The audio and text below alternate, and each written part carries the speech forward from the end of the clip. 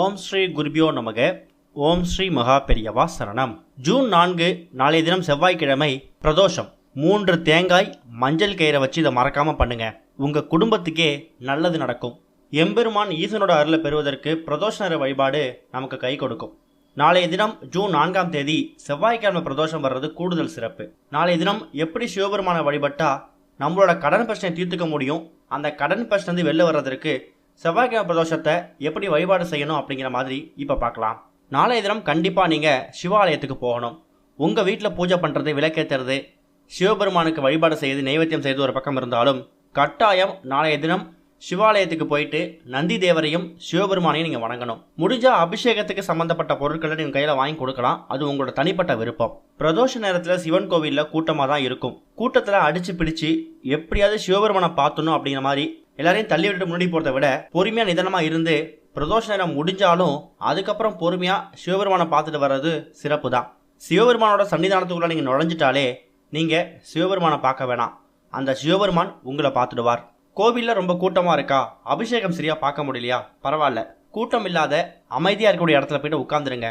ஓம் நமச்சிவாயா அப்படிங்கிற மந்திரத்தை மனதுக்குள்ளேயோ இல்லை வாய்விட்டோ ஜபிச்சுக்கிட்டே இருங்க. அந்த சிவபெருமானோட பார்வை உங்கள் மேலே விழும்.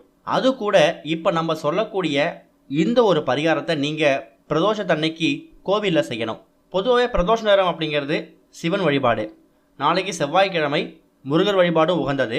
அதே நேரம் செவ்வாய்க்கிழமைகளில் விநாயகரை வழிபட்டால் கடன் பிரச்சனை நீங்கும் அப்படிங்கிறது ஒரு பெரிய ஐதீகம். நிறைய பேர் செவ்வாய்க்கிழமை முருகனுக்கு மட்டும்தான் விசேஷம் நினச்சிட்டு இருக்காங்க. ஆனால் செவ்வாய்க்கிழமைகளில் யமகண்டத்தில் விநாயகருக்கு விளக்கு போட்டால் கடன் பிரச்சனை தீருமாம். அதுக்காக நாளைய தினம் நீங்கள் யமகண்டத்தில் கோவிலுக்கு போக வேணாம், பிரதோஷ வழியில் கோவிலுக்கு போனால் போதும். கோவிலுக்கு போகும்போது மொத்தமாக நீங்கள் 9 தேங்காய் எடுத்துக்கணும். அதாவது 3 தேங்காயாக 9 தேங்காய் எடுத்துக்கணும். அந்த 9 தேங்காயும் மட்டையை உரித்து சுத்தம் பண்ணி மஞ்சள் குங்குமம் போட்டு வச்சு எடுத்துகிட்டு போயிடுங்க. அது கூட மஞ்சள் கயிறு, மஞ்சள் கயிறுனா தாலி சரடு இல்லை, வெள்ளை நூலை மஞ்சள் கலந்த நீரில் ஊற வச்சிங்கன்னா அது மஞ்சள் கயிறாக மாறிடும். இல்லை கடைகளில் மஞ்சள் கயிறை விற்றாலும் பரவாயில்லை, பூ கட்டுற மாதிரி இருக்கக்கூடிய மஞ்சள் நூலை பயன்படுத்தினாலும் சரி. வீட்டிலையே தேங்காயை சுத்தப்படுத்தி மஞ்சள் தடவி குங்குமம் போட்டு வச்சு எடுத்துகிட்டு போயிடுங்க. ஒரு கட்டப்பையில் 9 தேங்காய் எடுத்துகிட்டு போகிறீங்க. கோவிலில் ஒரு மூலையில் அமைதியாக உட்கார சொல்லியிருந்தோம் இல்லையா, அப்படி உட்கார்ந்துருக்கும் போது 3 தேங்காயை பூ கட்டுற மாதிரி மாலையாக கட்டிடுங்க. தேங்காயை நூலில் இறுக்கி பிடிச்சி கட்டுறதுக்கு கொஞ்சம் சிரமமாக தான் இருக்கும். நூலை ரெட்டைப்படையில் போட்டு கொஞ்சம் மொத்தமாக கூட கட்டிக்கோங்க.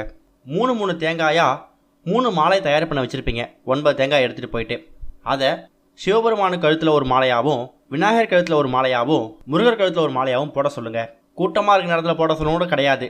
கோவிலில் கொஞ்சம் கூட்டம் குறைஞ்சதுக்கு அப்புறம் கூட கோவிலில் பூஜை பண்ணக்கூடியவங்கள்ட்ட சொன்னீங்கன்னா தாராளமாக போடுவாங்க. அப்படி போடுறது மூலயமா நாளைய தினம் பிரதோஷ தினத்தில் சிவபெருமானோட அருள் கிடைக்கும், விநாயகர் பெருமானோட அருள் கிடைக்கும், செவ்வாய்க்கிழமை முருகனோட அருள் கிடைக்கும். இதனால உங்கள் குடும்பத்தில் இருக்கக்கூடிய கடன் பிரச்சனை தீரும். சொல்லப்போனால் குடும்பத்துக்கே நல்லது மட்டும்தான் நடக்கும். இந்த பிரதோஷத்துக்கு முயற்சி பண்ணுங்கள், ஒரு மிகப்பெரிய முன்னேற்றம் ஏற்படும். ஓம் ஸ்ரீ குருபியோ நமக. ஓம் ஸ்ரீ மகா பெரியவா சரணம்.